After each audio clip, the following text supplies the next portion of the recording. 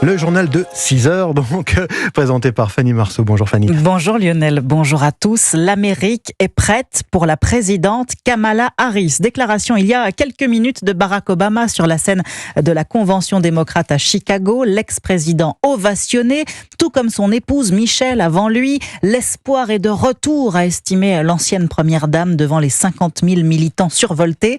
Aviva Fried, vous êtes l'envoyé spécial d'Europe 1 à Chicago. Vous avez assisté cette nuit à ses prises de parole, mais aussi au vote qui désigne officiellement Kamala Harris comme candidate du parti. Je suis DJ Cassidy et voici le vote de la Convention. Faites passer le micro dans toute la nation. Oui, vous l'entendez, ambiance électrique pour ce vote. Une atmosphère de fête règne au centre de convention. Les délégués venus de tout le pays sont survoltés, certains en costume traditionnel. Ceux du Wisconsin, État laitier, ont même un chapeau en forme de fromage. Pas de suspense, pourtant, le vrai vote a déjà eu lieu virtuellement, mais l'enthousiasme est intact.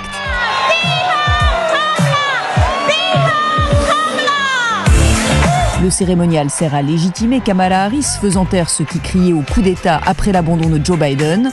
Un moment historique pour Paige Horace, venue d'Alabama. Cela représente beaucoup pour nous. Nous sommes le berceau du mouvement des droits civiques, alors de voir une femme noire décrocher cette opportunité, c'est énorme. Après le folklore, place aux choses sérieuses, à commencer par le discours très attendu jeudi de Kamala Harris, qui devrait préciser les orientations pour les 11 semaines de campagne restantes.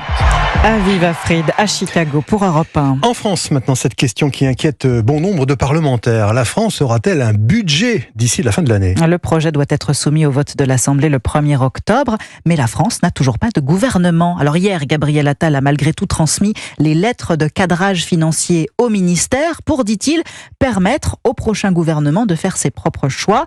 En attendant, les crédits de l'État ne bougent pas d'un iota, 492 milliards d'euros en 2025, comme cette année. Alors justement, notez cette réaction ce matin dans le Figaro d'Annie Genevard, vice-présidente LR de l'Assemblée, qui se demande où sont les milliards d'euros d'économies qu'appelait de ses voeux Bruno Le Maire.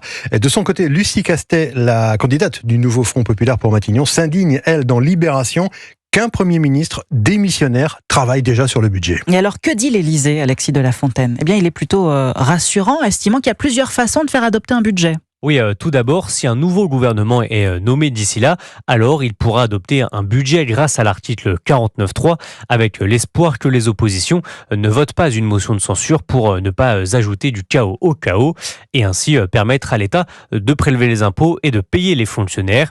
Mais en cas de blocage ou d'absence de gouvernement, Emmanuel Macron pourra utiliser l'article 16 de la Constitution qui lui donne les pleins pouvoirs. Une possibilité peu probable, mais légale selon le constitutionnaliste Benjamin Morel. Un président de la République qui déclenche l'article 16 et qui à ce moment-là utilise ses propres prérogatives, il prendrait par ordonnance des mesures budgétaires en attendant de pouvoir faire voter un budget. Enfin, une dernière solution existe pour adopter un budget avant la fin de l'année, dans le cas d'un gouvernement chargé des affaires courantes, comme celui de Gabriel Attal. Il aurait le droit de présenter un budget à l'Assemblée nationale au titre de l'article 47, en expliquant que c'est une mesure d'urgence pour le pays, avec l'accord du Conseil constitutionnel. Les explications d'Alexis de La Fontaine du service politique d'Europe 1. En attendant, vous reprendrez bien un petit peu de Jeux Olympiques. Les Jeux Paralympiques promettent une nouvelle ferveur à Paris. Cérémonie d'ouverture dans tout juste une semaine et c'est un nouveau défi sécuritaire pour les forces de l'ordre. Hier, Gérald Darmanin a dévoilé le dispositif policier et militaire, Antoine Bienvaux. Oui, selon le ministre de l'Intérieur, 25 000 policiers et gendarmes ainsi que 10 000 agents de sécurité privés patrouilleront dans les rues de Paris pendant la quinzaine paralympique. 300 effectifs des 3 forces d'intervention spéciales, RAID, BRI et GIGN viendront également appuyer ce dispositif hors norme. Concernant la cérémonie d'ouverture, mercredi prochain, ce sont là 15 000 membres des forces de l'ordre qui seront chargés de surveiller les 35 000 spectateurs sur la place de la Concorde. Un défi de taille donc pour les policiers, d'autant que selon Rudy Mana, porte-parole national du syndicat Alliance Police, la fatigue commence à se faire sentir chez beaucoup d'entre eux. On est quand même très fatigués moralement, on est très fatigués physiquement. On va être là présent parce que ces Jeux paralympiques méritent tout autant que les Jeux olympiques de se dérouler dans la sérénité. Donc on va être là encore jusqu'au 8 septembre en espérant que derrière, il y aura une période un petit peu plus calme, parce qu'on en a bien besoin. Le policier se montre toutefois relativement confiant quant au bon déroulé de ces Jeux paralympiques. Gérald Darmanin, de son côté, précise qu'à ce jour, aucune menace caractérisée ne pèse sur les épreuves. Les délégations sensibles, notamment Israël, seront en revanche particulièrement surveillées, comme lors des Jeux olympiques. Antoine Bienvaux. Oui, alors pas de menace, mais la propagande islamiste, elle est bien là. Elle est notamment parvenue à séduire un enfant de 12 ans seulement dans le département du Doubs. Oui, un élève de 6e, renfermé, discret, mais qui doit être présenté aujourd'hui à un juge des enfants pour apologie du terrorisme et provocation directe à un acte terroriste. Il est accusé d'avoir téléchargé et partagé, dans le plus grand secret de sa chambre, des vidéos de massacres émanant de l'État islamique sur les réseaux sociaux. Étant donné son jeune âge, il n'encourt que des sanctions éducatives. Le gouvernement qui se veut ferme face à l'islam radical et qui annonce d'ailleurs hier la fermeture administrative d'une mosquée à Marseille. La mosquée des Bleuets, c'est dans le 13e arrondissement de la cité phocéenne, un lieu de culte des quartiers nord qui accueille chaque semaine 350 fidèles, mais qui serait, selon Gérald Darmanin, un important relais d'influence séparatiste, Nina Pavant. Et dans le viseur du ministère, l'imam Smaïn Benjilali, surnommé l'imam Ismaïl. Très actif sur les réseaux sociaux, ce Marseillais d'une quarantaine d'années prône, selon la place Beauvau, un islam rigoriste, l'instauration de la charia et incite à la violence. Une violence qui viserait en particulier les femmes. Le prédicateur, suivi par près de 100 000 personnes sur ses différents réseaux sociaux, aurait déjà légitimé le viol conjugal et la polygamie. Pierre-Édouard Collier, ex-préfet des Bouches-du-Rhône, évoque également l'accueil d'autres prédicateurs comme Mourad Hamza, affilié à la mouvance des frères musulmans, qui a légitimé l'attaque terroriste du Hamas en Israël le 7 octobre dernier. Dans une vidéo sur le réseau social TikTok, l'imam Ismaïl dénonce un ramassis de mensonges pour l'ensemble de ces accusations et fustige une tentative d'intimidation des imams.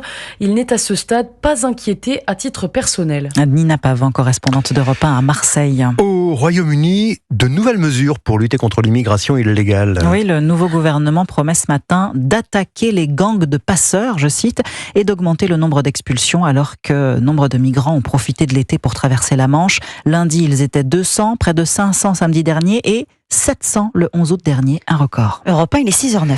Le football, et même s'il évolue désormais sous le couleur du madrilène, eh bien Kylian Mbappé n'a pas tout à fait tourné la page du Paris Saint-Germain. Eh non, car un litige oppose toujours le buteur et son ancien club. En cause, 55 millions d'euros de primes et salaires que lui devrait encore le Paris Saint-Germain.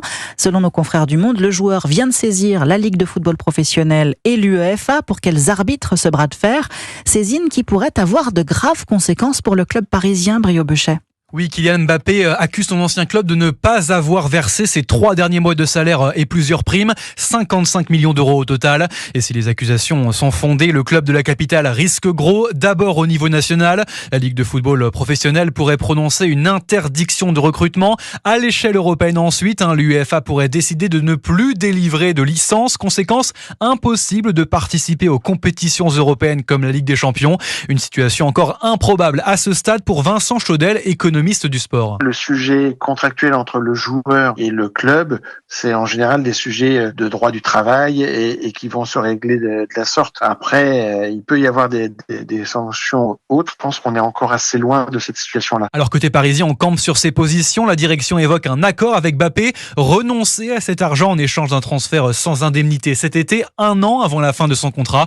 Mais l'entourage du joueur n'en démord pas. Si les sommes demandées ne sont pas versées rapidement, le clan Mbappé envisage de saisir les prud'hommes. Brieux Bochet. Merci. On signale également la victoire de Lille hier soir évidemment, en barrage aller de la Ligue des Champions. Victoire 2-0 face au Slavia de Prague.